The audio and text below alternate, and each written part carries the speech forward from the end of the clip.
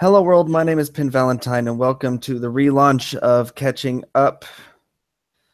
Due to unfortunate circumstances because of my stupid assery, I got a strike causing me to be unable to do Catching Up for 3 months because people can be assholes. But that's all right. We're back. No big deal. In case you're wondering, if you didn't see my last video, I have a picture of a piece of Las Vegas skyline because of the tragedy on Wednesday. I live in Vegas, so I felt like paying tribute in that. And before we begin, Trill, I have an update. I no longer think there's anything odd with the shooting regarding possible multi-shooters. Oh, what made you decide that? Oh, wow. No more conspiracy theories now. Well, there's still some kind of odd things that don't make sense, but I still think it was just the one guy, and it was Stephen Paddock. There's just some odd things that don't add up around it, like mostly like why he would do it. Yeah. That's beside the point. No, I don't think so anymore because I was given some new information, and I evaluated the new information with the old information, and it came to the conclusion that there wasn't multiple shooters. There wasn't shootings going on anywhere else. It was while the shooting was going on, all the casinos on the strip and some of the casinos off the strip made announcements over the PA system, emergency announcements saying that there was a shooting going on in Mandalay Bay. People started to panic. It didn't help that some people unsheathed their own weapons, which only added to the panic. So people were saying that there was shootings going on in those places, but what was likely happening was that they were just panicking because of the announcement that was made. Oh, okay. I was just gonna say to them that I was wondering, like, how did you interpret the whole? It looked like the shooting was coming from somewhere else. Yeah, and like all the casinos that surround Mandalay Bay, which isn't a whole lot because Mandalay Bay is mostly the end of the strip. But all the casinos surrounding it were on lockdown. So that probably fueled it a bit. So yeah, it was Stephen Paddock. I still want to know why he did it. Probably partly because I hold an unpopular opinion when it comes to the shooter. Oh well. But I still want your show. Just say it. Say it. Well, the thing is, he's an asshole. No matter what his reason was, he's an asshole, right? He killed 59 people, injured like 527 more. I don't think anybody who's been in the hospital, even in critical condition, has died. So that's good. I don't think. I could be wrong. But he's an asshole. But I want to know what led him to make that decision to shoot down on the strip. Especially since there appears to be nothing going on in this guy's life that would even make him consider doing this. Because, you know, whether it's of his own head or if it's somebody who isn't particularly nice to this fuck or something like that, it could be, you know, maybe he's the victim as well, which caused him to do this. You know, that's an unpopular opinion, but it's a possibility, right? There might have been something that just went wrong that had the appropriate help or had the appropriate attention been given to him, the shooting might not have happened. Or if the wrong sort of people weren't around him, I don't know. There's a whole lot of ifs around it. So I don't know. I see. But still, regarding your thoughts and prayers, if that's all you're going to send, go fuck yourself. We don't want it. Yeah, we haven't changed it again. Haven't changed from last time, I meant. Nope. They don't do anything. We don't care. Right. We want action. Yeah. So without this repeating into another gun control episode. Yeah, I just wanted to give an update on my opinion on it. Besides the whole, well, it obviously happened. How are you doing besides that? To be honest, I'm burnt out. You know, I'm bored. I am so bored of life in general. Why? How about all the other projects that you wanted to do? And now it seems like you don't want to do any of them anymore. Well, I still want to do them. It's just a matter of being able to do them. No? But there are some things that, I mean, there's some things that I've been doing all my life, and some things that I've only just started maybe a couple months ago or even a couple years ago, and I'm getting bored. I mean, I've been playing video games for, I don't know, 10 years now, maybe not even that long. I've never been a big gamer. I'm still not really a big gamer, and I don't enjoy most video games. And lately, whether it's Minecraft, Skyrim, Monster Hunter, I just don't want to anymore. I've tried looking for a new game, and it's just like nothing interests me. Right. Hey, that's the problem I've had before too. Yeah, For a long time. Yeah, and I've stopped reading, because it doesn't interest me anymore. I haven't been in these discussions on the debate community. I haven't really done anything on YouTube except for watch videos because I'm bored. I want to do there are two things specifically that I really want to do. Yeah. It's a matter of being able to do them. Okay. And lately these two things have consumed everything that I think about. I'm at work. They're all I think about. I'm writing notes about them. I've gotten in trouble twice this past week for writing down notes in my notebook, things that I want to do with these two things that I want to do. Yeah. They're all I want to do, So what are the two things? Or do we have to pay a subscription to know that? No, I'll tell you. The first is there are some really excellent voice acting classes sponsored by the University of not the University of Southern Nevada, the University of Nevada, Las Vegas, for voice acting that I really want to take. The only thing is there's multiple classes that you can take. There's one that I can do now if I want to. That's bi-weekly, every 2 weeks for $20 a class. Maybe it's 40, I don't remember. But the one I want to start off with, because I think it's the one that'll benefit me the most as a new voice actor, would be the $368 class. I don't got that kind of money.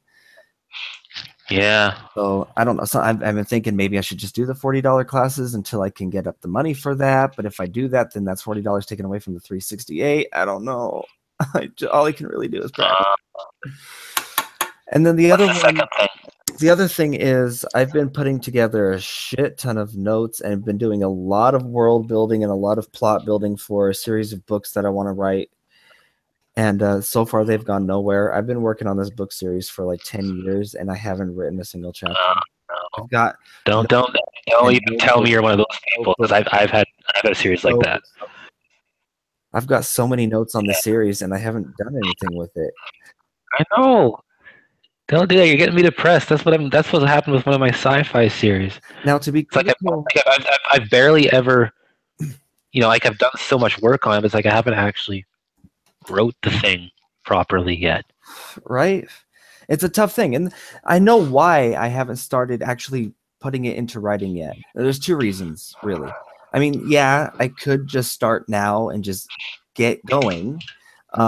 Yeah. But I heard a professional writer on a TEDx talk, an author, I shouldn't say professional writer, on a TEDx talk, say something that I actually agree with, and it's one of the few writing things that I really, really agree with, and it's easier to write when you have your a space dedicated for writing. Like you have a desk with a lamp and maybe you got a dictionary and a thesaurus and a couple of books and a bunch of notebooks and paper and all this stuff that you would need to write something with no distractions, and that desk is used only for writing and nothing else. Don't put your fucking mail on it, kind of thing. Right. Because that's I hear you. Sanctuary. That's your church, Yeah. That's your area. Yeah. And of course. I need one of those areas. Growing up, whenever I wrote something, I've always had an area like that, and right now I don't. Yeah. So I mean, yeah, I could push stuff off this desk right now and start writing, but I can't. No, here's the thing. I hear your sentiments and everything. Just that the problem is that, at least for me, maybe you don't feel this way, but for me, time is of the essence. For instance, it's kind of like that with when it comes to me making my music. I could wait until I have like a proper studio room and everything, and then spend a bunch of money on the foam stuff on the walls and all that kind of crap, just so I can keep prolonging it until I got the best case scenario. But I know if I were to wait like that, nothing would ever get done. And Yeah, then be you're like, who knows how many years before I'd ever get a chance. I'd be like, what, flipping 40 or something when I finally get a chance to do it. no, So I you're thought to myself, absolutely you know what? correct. I should just start now, because if I don't start now, nothing's ever going to happen. Like, I Mm-hmm. can see all the writing on the walls. Like, I'm not just gonna sit there and pretend like, oh, once I have these things, like it's all going to be easier. Because like, no, it's not. You're gonna just keep making more excuses, and you're never gonna get it done.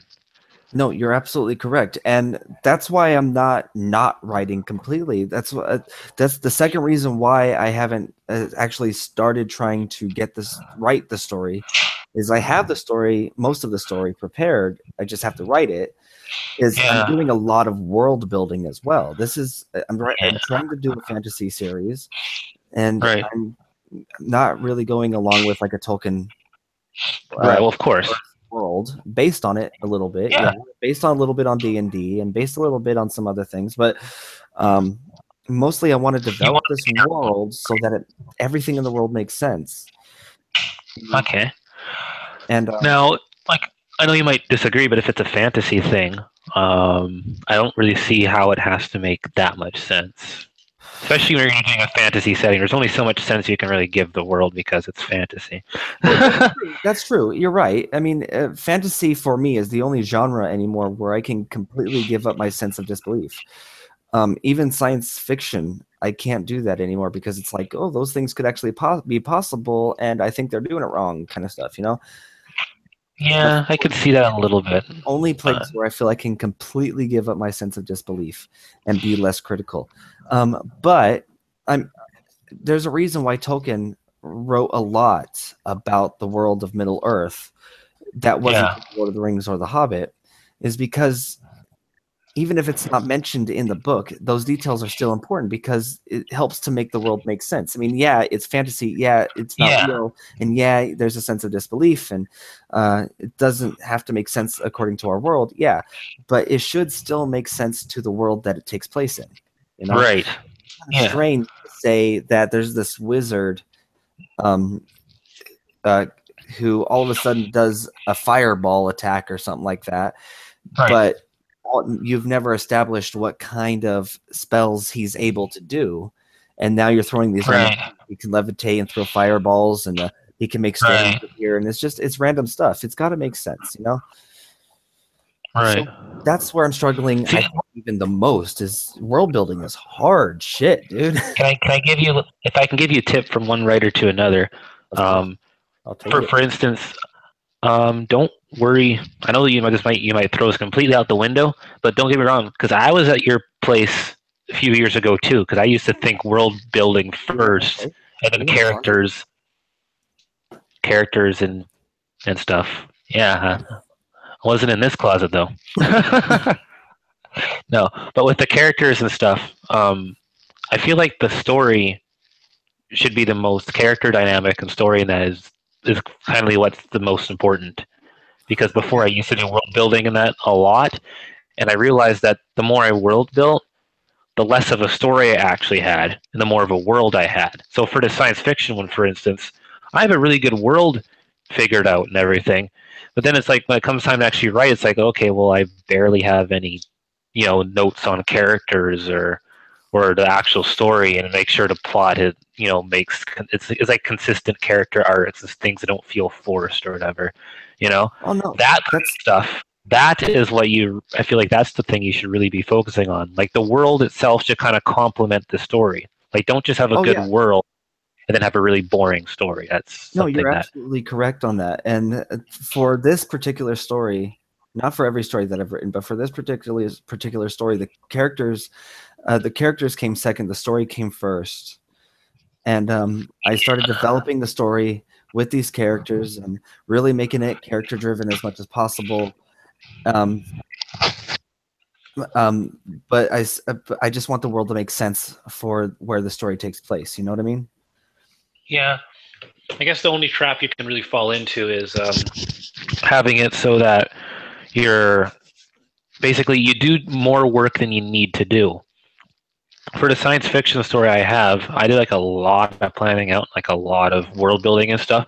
But then eventually I started toning some of that down and even changing some things that are less complex, taking out a few ideas even, because it's like I don't need them for the purpose of my story. There's not really going to be encountered and explored. They're just kind of there because they're there because I've just spent so many years world building the thing. But I just tried to streamline my ideas so that whatever makes sense for the story, or whatever is actually going to be implemented in the story is implemented in the story.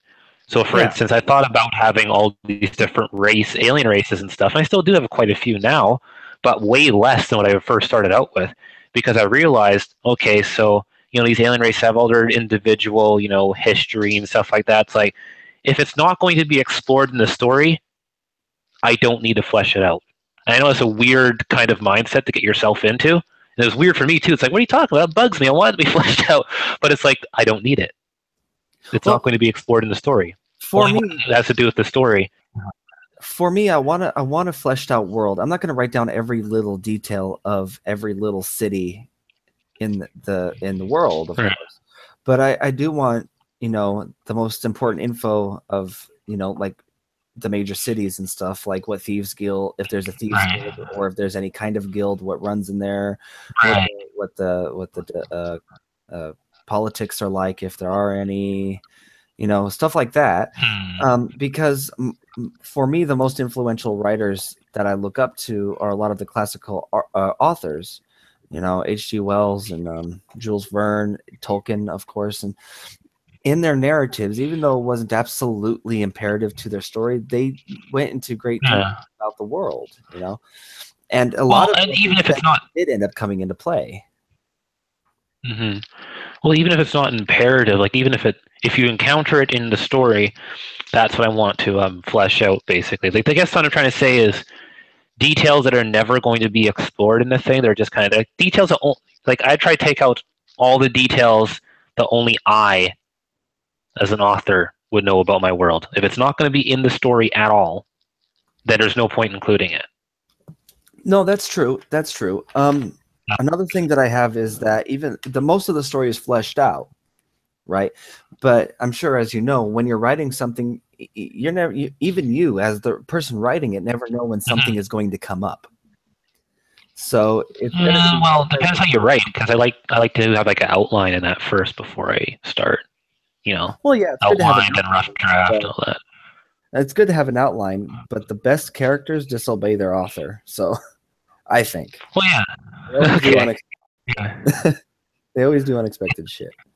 That's an interesting one. Like, I think a good example is with the Star Wars saga, because you can argue that has a really rich world and everything, but if you really think about it, the reason why that world is so big is because I don't think it's because everything was already pre-planned out to be that way. It's because you start with the first movie, which really only had a few different locations in it, and then the next movie just kind of expanded on what was already there. The next movie expanded on even more what was already there, and then before you know it, you have like this dynamic world being built up. But it's not like, I could be wrong, but I don't think George Lucas figured it all out from the very beginning. Every single creature, every single dynamic, it just started to happen just more organically. Well, yeah, it definitely comes. That's a smarter way, in my opinion. That's a smarter way to write stories in that now. Oh, so yeah, I try not to definitely comes as it goes on. Yeah, but I don't know. I want to be prepared for in case something comes up that I don't expect, and I do fully expect that details will be like out. If I end up writing the first book and having it published, I'm in the middle of working on the second book, and something that comes up that I've never planned for. Yeah, of course that's going to happen. But I just want the basic details so the world in at least the first book makes sense. You know what I mean? Right. See, and again, you can do it how you want. I'm just saying that for me personally, it'd be easier to do it the other way. Every writer. Yeah. If every writer was the same, it'd be boring as fuck. Right. Right. So I see. So it's mostly just basically writing for that, and that's only two things in your mind, basically, huh? Pretty much, yeah. Yeah. All I want to do lately. I see. So you talked about, because it's something I kind of wanted to bring up on the show, is you talked about being burnt out from games and stuff. You also talked about being burnt out from the great debate community. Yeah. So it seems like there's a lot of There's a lot of things you wanted to do there originally, and it seems like that fire's gone now. Do you mind Yeah. if we talk about that? Well, I mean, I don't mind. I'm mostly burnt out because I'm just tired of the same conversations with the same tired arguments, the same people not Yeah. understanding the other side, and it's just and so many of these conversations end up going into semantic games, and I'm just tired of it. Yeah, of course. Oh, I know. My entire argument with G-Man about this, do atheists believe in God, comes from a semantic game. Yeah, yeah, and it's just I don't know. It's just I don't want to do it no more. Yeah, no, I know what you mean. Because I don't, get me wrong, I kind of like some of the things that go on in there and all that, but I'll admit that a lot of it just felt a little too repetitious.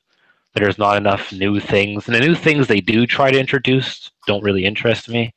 Like, I'm not a calculus person, so I don't care about their math hangouts. Yeah, And yeah, like, I don't know, like, if you think you and me both, like, we're not really, despite the fact that there's a big emphasis on science in that great debate community. I mean, you and I aren't really science people, no, really. We're not really I'm more of a scientists. I like the psychology side of it more than anything. Yeah, same here. I like the psychology and maybe a little bit of biology because that kind of ties into psychology, neurology, and stuff. But Oh yeah. other than that, like, other than those things, it's like some of the other things, they just don't really interest me. Yeah, and I'm supposed to do this debate with Metal Minister. I know, Metal Minister. Yeah. If anybody watching the show remembers, I don't like him. I don't like a lot of people on here anyway. It doesn't matter. But I'm supposed to do a debate regarding the historicity of Jesus, and I messaged him. He was asking me about it because we planned it out like a month and a half ago or something like that. You were there, and Mm. we gave it like 2 weeks so we could do our research and whatnot. And a month and a half, or like a month and a half or 2 months later, however long it's been, Yeah. he's messaging me like, "Do you still want to do this?" And I messaged him back and said, "Dude, to be honest, I don't know if I want to do this. It's not so much that I don't want to defend my points. It's not so much that I don't want to hear yours. It's more that I'm just burnt out. I kind of don't want to do it. I'll let you know in the future. I'll let you know if I change my mind in the future. But as of right now, I think I'm gonna pass." Yeah. It's really easy to be burnt out. I guess that's the thing. It's like, unless the whole God argument is like a big part of your life, like, if you are an atheist activist, or if you're a Christian, everything, if apologetics ministry and stuff, if you're not any of those things, really, it's really easy to get burnt out for something like this. Yeah. For someone like me, that's not the primary focus. I know it seems like it because I participated in it a lot, but those who know me in real life, know that I care way more about, like, my music and my writing and that than any old argument about does God exist. So Yeah. And I don't know. It's becoming more and more apparent to me that it's a waste of time. Not because it doesn't do good things. Yeah. The conversations do good things for those Yeah. people that watch and do not get involved. Because Mhm. I think you and I realize that the more you get involved, the more unlikely you are to change your mind. Yeah. Even though I changed my mind from where I was, but Yeah, not and so everybody's did like that. I. But I'm talking about Yeah. the majority of the community, and Right. it's I think it does good for the people that watch, but for me personally, it's a waste of time. Mhm. Anymore. I mean, yeah, I can keep doing it, and for the people that are watching, but for me, it's not doing anything. Therefore, it's not worth it. Right. See, like, I mean, it does change. Every now and then you do change because, when I first joined the community, I was a Christian, and I kind of changed to being a mythotheist slash agnostic apatheist. Like, I'm not even sure for sure what I am anymore, but Yeah, yeah, and you can change. yeah, the only if something happened recently regarding religion and politics happened that would ignite my fire, maybe. Yeah. Like if the Vegas shooting Mhm. was motivated by religious reasons, which it apparently was not, maybe. That's not the case. But you don't know the guy's dead now. You can't quite talk to him no more. I heard something about him leaving a note, but I haven't seen anything about that. But that's beside the point. But I mean, the only other thing that happened in politics and religion was today they introduced a bill that would uh, take the part out of Obamacare that makes it so birth control is mandatory for employees on their employee insurance, and Tell me more companies about that that. I never heard anything about yeah, that. they kind of slid it under the rug while people were still talking about Vegas and Puerto Rico.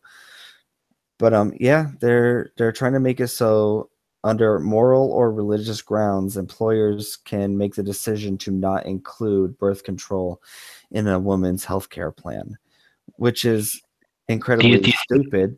But do you think like I was gonna say like do you think it like do you kind of get where they're coming from though, or do you think that's just be a no, thing? I don't get where they're coming from at all. I haven't heard the reasons why they're doing that. But I can assume it has something that they're going to argue stuff like religious freedom and that the employer has the right to provide what they want to provide and what they don't want to provide. But the thing is, they're your employees. You have to take care of them first. What they do at home and what they do health wise is none of your business unless they bring it into work and it becomes a problem at work, which by problem, I mean affects their ability to work. I don't mean they do have a personal choice that you disagree with and they come in and it's known and people have a problem with it. No, I mean they come in drunk and they're not able to perform their duties. Now, birth control shouldn't have any of those problems because women take it for a lot of different reasons other than just preventing pregnancies. You know, Miranda takes it for health reasons. She's more than likely not able to get pregnant anyway. She's going to hate that I said that on air, but she's more than likely not able to get pregnant anyway. She takes it because for health reasons. Okay. So when her employer, if her employer, and she works for a casino in Vegas, were to decide we don't want to cover your birth control anymore under religious or moral grounds, I don't care which it is, they're infringing on her rights. They're infringing on her health rights. And that's not okay. I don't know where they're coming from. I imagine it's going to be religious freedom if they give an explanation. I think it's more the religious thing. They don't agree with people And being that's ridiculous yeah. because it's not your, it shouldn't be their choice. Interesting. It should be the woman's choice on whether or not they take birth control. Yeah. So if something were to come up like that, I mean, I don't know. I mean, that seems That like did politics is kind of dipped. Yeah, exactly. So I don't know. I guess that's not a big enough reason for you to fight against religion. no, not in, I don't think in this case. No, this is more of I think just fighting for a woman's right to take a pregnancy pills if she wants to. Okay. I see. Yeah, more of a social issues kind of thing. Okay, I see. I hear Yeah, you. it's more of a Yeah. social issue on this case for me. I mean, yeah, if they were to bring out religious freedom and all that stuff, maybe I would have to argue against it, but probably not as passionately as I did before. Yeah, but just to wrap up the whole great debate community thing, like I like kind of what it is, and I kind of like that it is a thing. But personally, for me, and where my knowledge is at, some of the subjects don't interest me.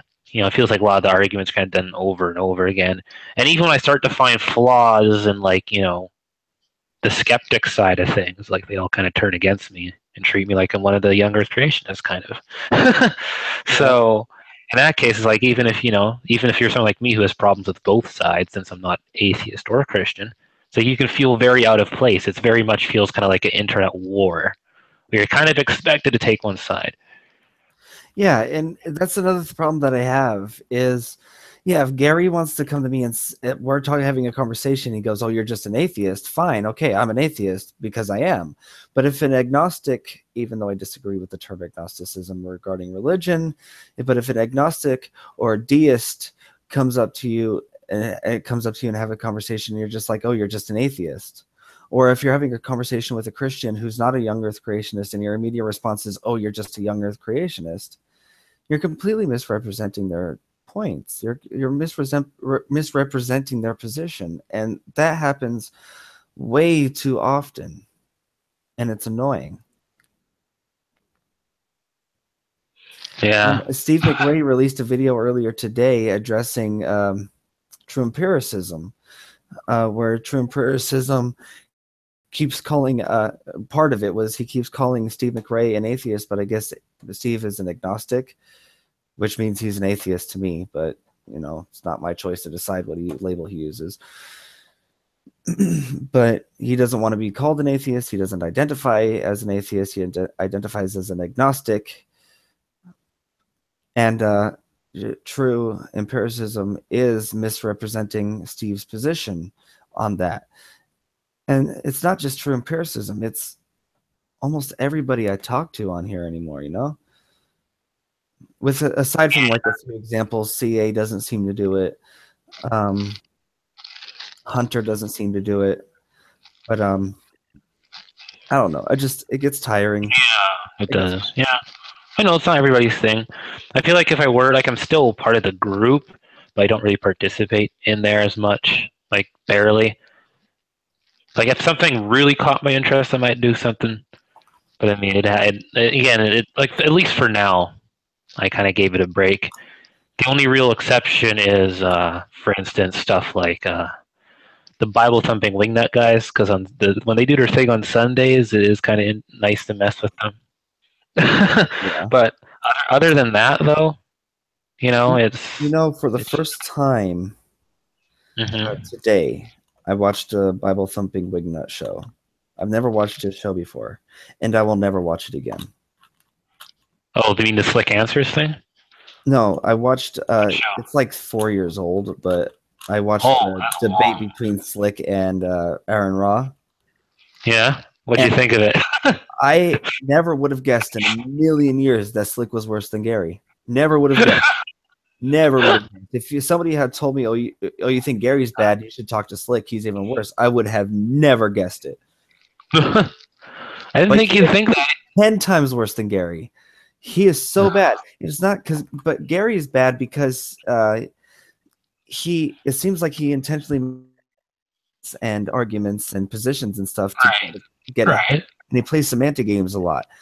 But Steve, and Gary has these bad ideas on what he thinks are moral, like slavery and stuff like that. But whatever. But Steve is just intolerable in the way he treats people. Yeah, Matt. Steve. Yeah, sorry. But I'm just going to call him Slick. Slick is just intolerable in the way he treated Raw. And I started watching the one between him and Matt Dillahunty on Wingnuts, and I'm like, no, I can't do it. Because it's the way he treats them. He intentionally twists what they say around to make them say whatever he wants. Repeatedly asks questions, but won't let them answer the question. He asks nonsensical questions that make no sense. and then he throws around these fallacies as if A, he's not making them himself, and B, as if they're actually making these fallacies when they're not. And he's using what he understands of philosophy, which from what I can understand is moderate at best. But he takes what he understands of philosophy to completely turn the conversation around to make it sound like the guy is saying shit that he's not. And it's disrespectful, it's dishonest, it's rude. I mean, no, I'll never watch Bible Thumping Wingnut again. I won't subscribe to him. He's not worth my time. I mean, I don't know about Wingnut himself, but having Slick on the show is a piece of work, yeah. Yeah, if he's going to allow Slick on the show, he doesn't deserve the subscription. But I thought Slick was intelligent, Yeah, like he comes across that way. He has like his own carm.org, like that Christian apologetics ministry and everything. Yeah, you would expect him to be intelligent. I mean, I've seen a actual debate between him and Dillahunty on a stage. I wasn't there, but I watched it on YouTube, and he was somewhat respectable. He was not as respectable as he could have been, but he was nowhere near the shit level that he was at on the Wingnut show. And that's because he get away with it on the show. The debate that I watched with him and Dillahunty on a stage was at an atheist convention. I think it was. I don't remember. And you know, he knew that he couldn't get away with it there because he'd be thrown off stage. But Wingnut tolerates that shit, you know. And then the shit that he's doing, he does stuff to intentionally piss off who he's arguing against. I don't know if he does that. Oh, yeah, it happened to me. Like in conversation with Aaron Ra, he kept saying over and over and over again that Aaron Ra used faith, even though Aaron is an apistivist, and science is faith-based, and scientists use faith. And Aaron explained, I think, relatively well, several times why he does not rely on faith, how he does not rely on faith, and how science does not rely on faith. I have to see that because I would kind of be siding with Slick a little bit. I mean, you are kind of relying on some people's words unless you're doing the experiments yourself.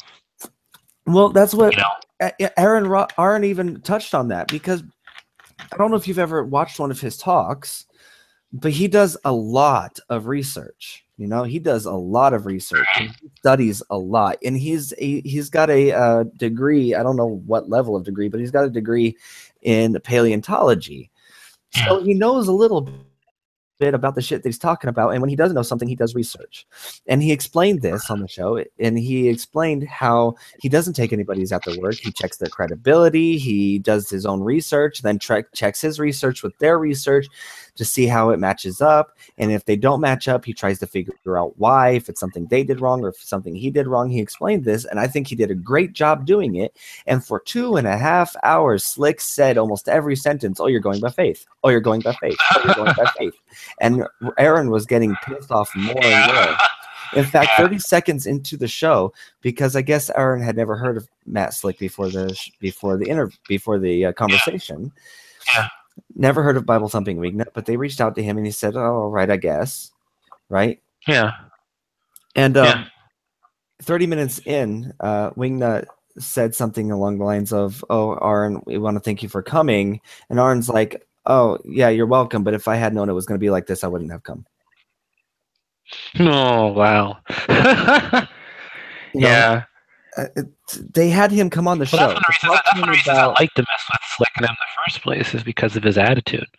Yeah, I won't deal with it. I mean, I deal with a lot of shit on here, you know, and I get pretty angry at people on here, but no. Well, here's the thing: the way I do is like, if the way that you make yourself look like the bigger man is if you yourself always just try to remain calm.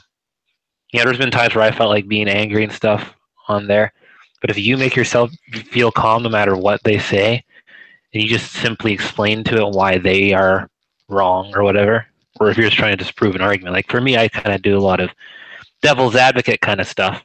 If you just kind of simply explain your side without getting angry, then I don't know. You usually end up looking at the well, you can try, but from what I've seen so far is that you don't get to. You don't get to. You don't even get to try. The second you open your mouth, Slick is interrupting you with something. Well, here's the thing, though. I mean, that makes him look bad, not me. And the people that think that makes him look good, those are people that are usually just... Sorry? It makes you wonder if they read their comments. Because I was going through the comments on both videos, and everybody was talking about what a jackass Slick is, how disrespectful he is, how he's intentionally making people angry to make him look better. And people, see, I don't usually watch long debates like that because of how flipping long they are and the fact that I get kind of bored. But I mean, that might be something I have to check out. Yeah, the only reason why I was watching it is because on Skyrim I was sitting on like $200,000 worth of gold. I mean, stolen items that I couldn't sell to anybody, and I finally got a fence, and it took about 6 hours to do it, to sell it all. So because I had to sit there, sell, they run out of money, and then I have to wait. You know, you do that wait option, and I have to do that over and over and over again. It took about 6 hours, so I'm like, might as well see if I can't find something to watch in the meantime. Wow, yeah. But speaking of like the money thing, I don't know if you know about this because I mean you're just kind of a small time YouTuber. But have you heard about like some of the bigger YouTubers struggling with the whole, you know, ad apocalypse phenomena? Yeah, I know about it. So I know it's something you don't have to worry about just yet. Just yeah. Like, have you thought about making money off your PewDiePie, stuff or dude. not? PewDiePie fucked up again. Oh yeah. You know, the thing is, I don't think PewDiePie is a bad person. I don't think he meant it when he said that word. I No. believe him when he said when you play video games, especially in private. If you've ever played Call of Duty with a mic on, then you know that people talk like that all the time. And Yes, it and kind that's if of that's all you're gets hearing. ingrained in your head. I'm going to be honest and say that I'm playing Call of Duty sometimes. I get a little tilted playing on children getting angry. I get a little tilted, and once or twice I've said it. You know, I don't mean it. It's just that's what they say. I hear it. They're saying it all the time. When you're around that kind of language all the time, it kind of gets ingrained. So I believe him when he says that. Personally, I know it's going to be, I know it's going to be the different opinion, but that's coming from somebody who has darker skin and everything. With the word he said, it's like the thing that bugs me most about it is that I'm not offended by the word, like really, like not at all. No, it's not even the context necessarily. It's more I'm bugged by the fact that I understand why, because back in the day it had different connotations and stuff. But I feel like I get angry because I feel like people make such a big deal out of something. Like they give the word way more power than they should. The fact that people act as outraged as they are about it, that is what pisses me off. Because you know what? It'd be one thing, if they were angry at PewDiePie for saying any sort of swear word, okay? Because I get it. Because even though I think that's stupid, I understand that people get offended by swear words in general. But I have a feeling that if PewDiePie just said fuck or something, no one would care. It's because he said the N word. That's why everybody cares. Yeah. To me, it's just another bad word. Yeah. Like we're giving the word way too much power. So I mean, again, like you said, it depends on the context and everything. You can swear, and in a bad context where you're actually hurting somebody's feelings. And you can also swear in a good context where you don't hurt somebody's feelings. You just kind of have a little bit of a potty mouth. But the thing is that no matter what the context is, no matter how it's said, hard R or even just the A at the end, there's a lot of people just get offended, and they don't get that. In my opinion, it's just a word. And before you say I don't know what I'm talking about, whatever, oppression is like no, like I'm half black, and my mom's even expressed opinions about like that word and everything, and it's like I don't get it. Yeah, and no, I completely see your side. Give it so much power. Yeah, and I see your side about it. I mean, it's a word. Literally just another curse word, but because it's that curse word, people get offended. If he had said fuck or you asshole, nobody would have said anything about it. Exactly. And I agree with that. But on the other hand, I do see why people find it offensive. I understand and sympathize with that. So and that's why I tend not to say it. You say it out of respect. Yeah. So I understand the connotation with it. With other bad words, I don't understand why people don't like them. Yeah, exactly. But here's the thing. It's almost like that with me when it comes to swearing in general. Like, the thing is, personally, I'm not too much of a swear just naturally, but there has been times, where I've let the occasional swear word slip. But in general, when I'm in public and stuff, I try not to, mainly out of respect. It's not because I necessarily have a problem with it. It's because I know other people do. I don't get why they do. I don't get why it bothers them so much. Because in reality, to me, it just seems like another word, and it depends on the context you use it. Like fuck doesn't always mean sex. So in that sense, it's like a word. So yeah, exactly. It can mean a whole bunch of things. So in that sort of connotation, I'm kind of going to myself like, you guys have such a huge problem with like these words, and I'm going to myself, well, you know what? I'm just going to not say them just because I don't want to stir the pot kind of thing, because I'm not going to try to explain myself of why I don't think it should be a big deal. So then, I'll not do it. But, I won't censor myself, for instance, in my music. I mean, this, I do rap music. I'll use the N-word all I want. I'm part black, so you can't say, oh, I'm too white to use it. So the thing is... I don't know. You might be a little white there, buddy. But the thing is, when it comes to this whole controversy over the words and stuff, I feel like, I don't know, the less power we give a word like that, like the better. I feel like it's just politicized and stuff because people are making it politicized. Yeah, that's my opinion. I agree with that. I agree with that wholeheartedly. And I'm the exact opposite. You know me, I don't give a fuck. I almost got kicked out of an arcade once a couple of years ago, and Yeah. some parents got really pissed off at me. I was cussing, and Miranda goes, "Hey, there's kids over there," and as loud as I could, I said, "Fuck those kids." Parents not happy. Oh man. Yeah, I can imagine. Yeah, they probably weren't happy.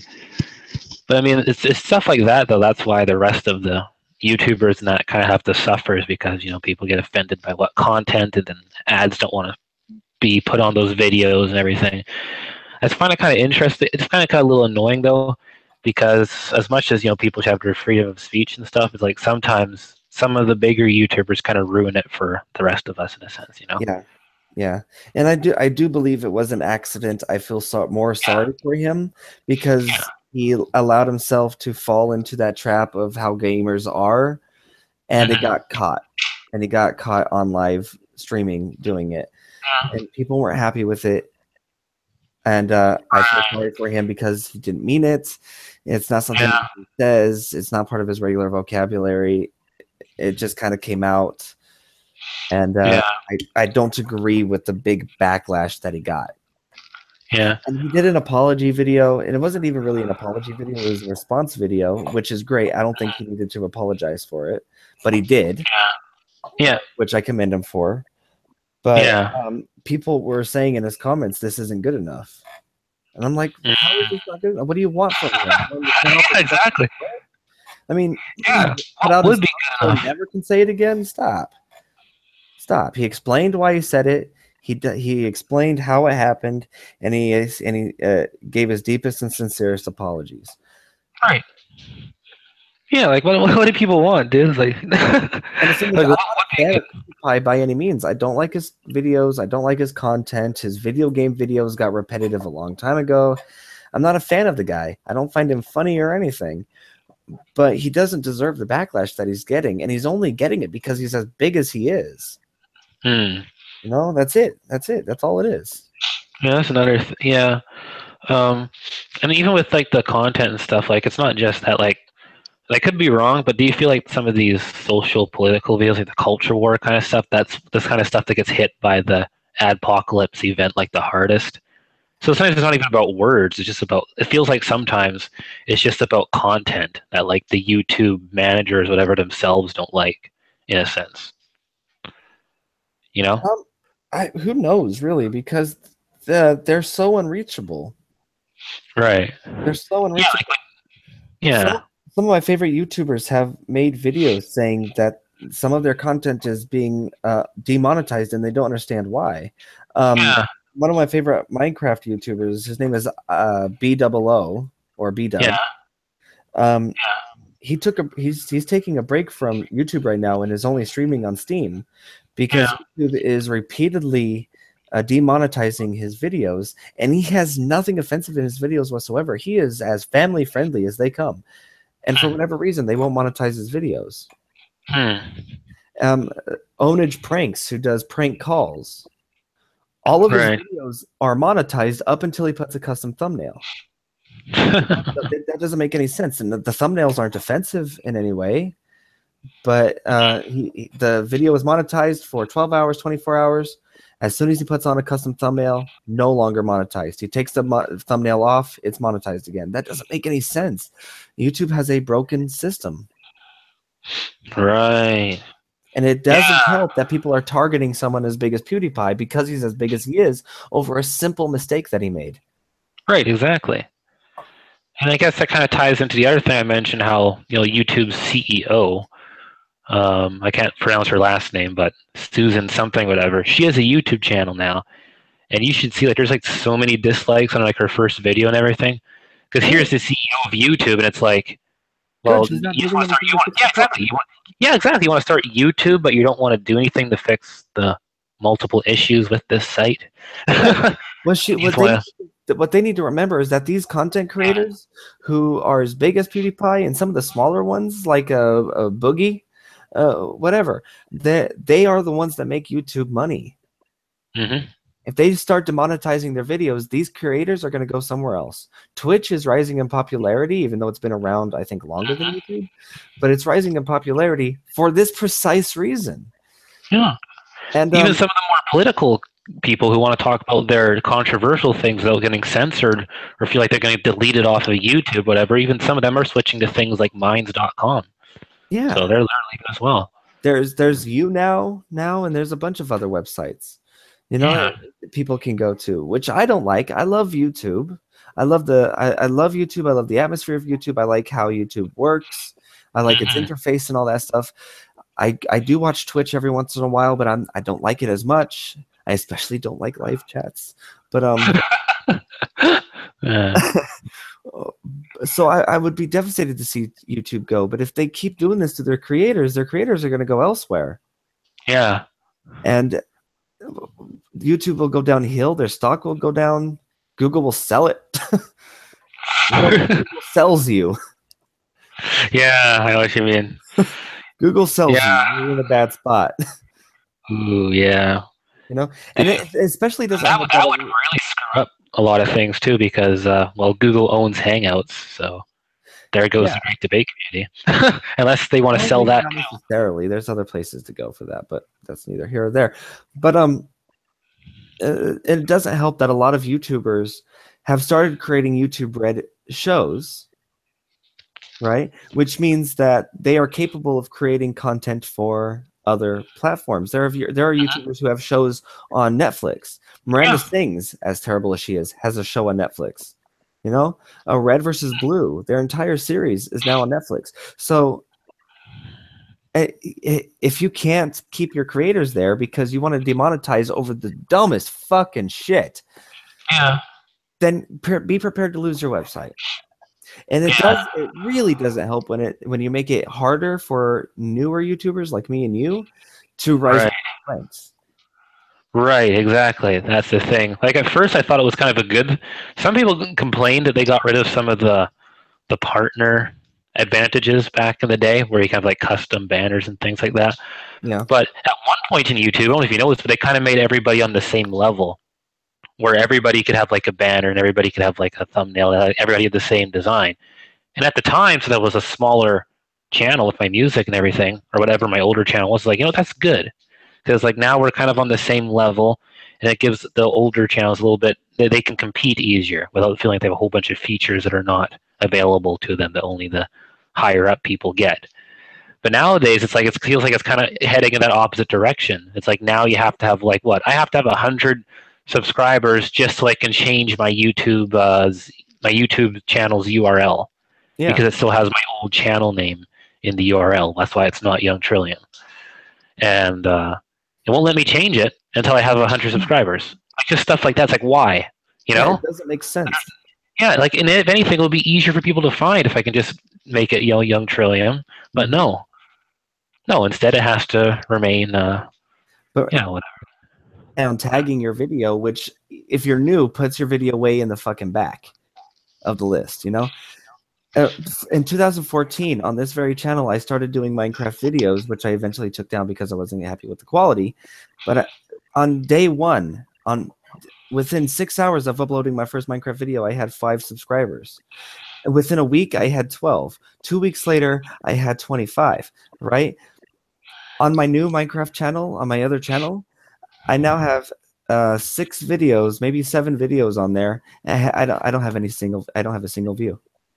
I've shared it places. I have tags on it that relate to it.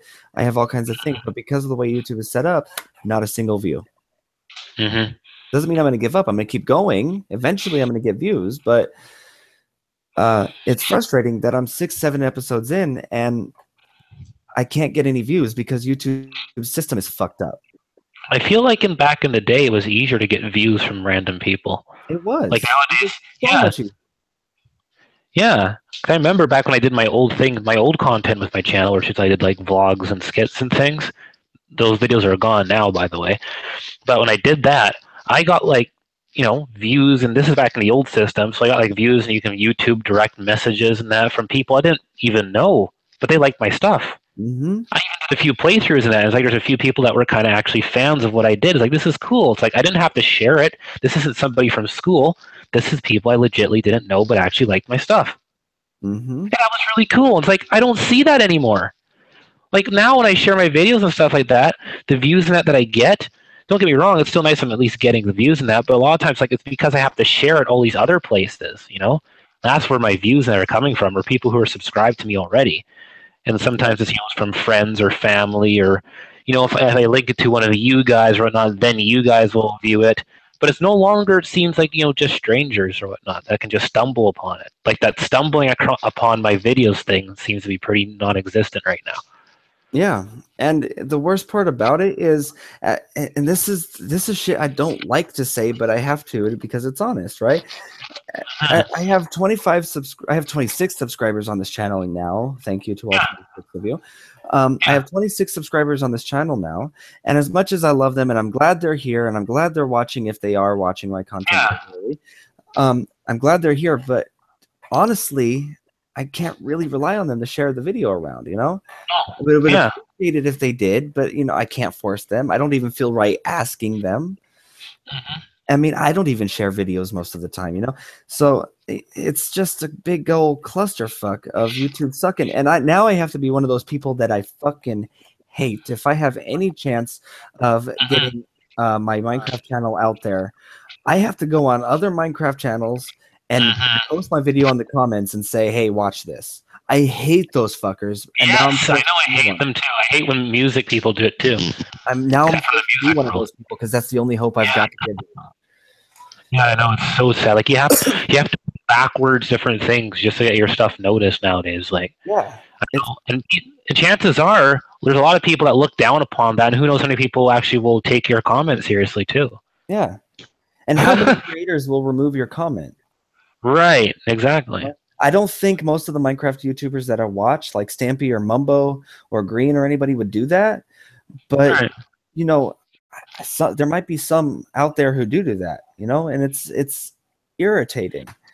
So, and that's the only way that I can reliably get any views to at least to start out with. Yeah, like somebody, can't remember who it was, which I can give them credit, but somebody came with the idea that they should actually have like an upcoming YouTubers page. They should have an upcoming YouTubers page. Somebody with like maybe less than 1,000 subscribers, or maybe a whole separate section with less than like 200. Yeah. They should do that, but they won't because those new YouTubers aren't making that money. Like that. SoundCloud is like a newest thing where it doesn't matter how many views it's got.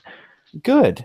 And here's the thing, and you know me, I don't care about views. I don't care about views. If nobody ever watches my shit, that's fine. But the problem is now it's got me like this now, because even though I don't care about it, there's no chance that I can get them.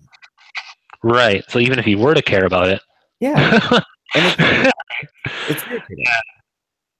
I'd be happy with one subscriber. With one subscriber, I'd be freaking happy. But I can't get one. Right. Like it feels like a lot of these subscribers, like it feels like even with Steve McRae's channel, he has a lot of views. Don't get me wrong, he's way better off than your channel. No offense, but with how many subs he's got, he gets way less like activity, like for comments and that, than how much he's got. So it's almost like half those subs are like inactive or they're bots or whatever, right? Even if they're not, it seems like that. It feels like that because you don't get a whole lot of interaction.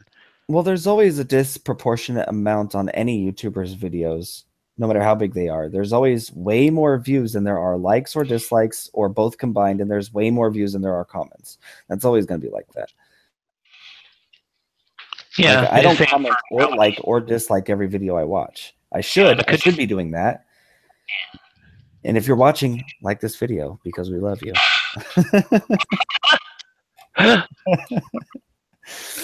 Well, anyway, let's take a step back for a second. We're going to end this in a second, but I want to end on a segment that we tried to do last time, but we ended up getting fucked up.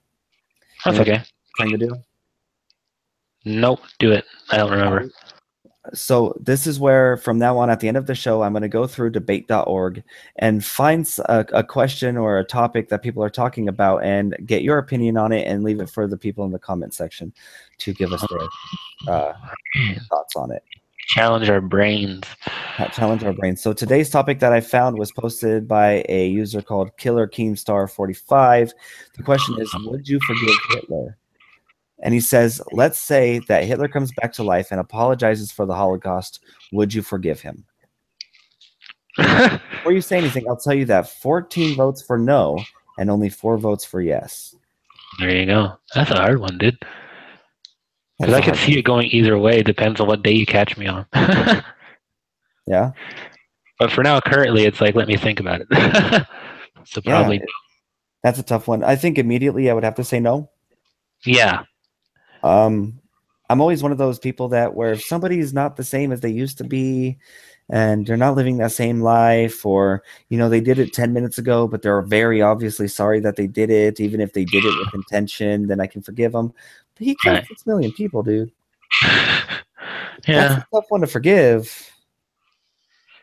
Yeah, it depends how sincere, I guess, I thought he was. I think I might have to ask those 6 million people first. Right. I don't know. Oh wait, you can't do that. It's not like the question didn't say those guys get to come back from the life. It's cheating. Yeah, just Hitler. Just Hitler comes back. Yeah, exactly. So it's just him. Your answer would be no. Yeah.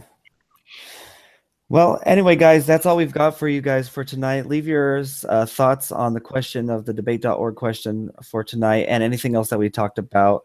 As always, I have Hiatus Trill with me. You can find his music on both SoundCloud and YouTube. Just look up the Young Trillion on either or.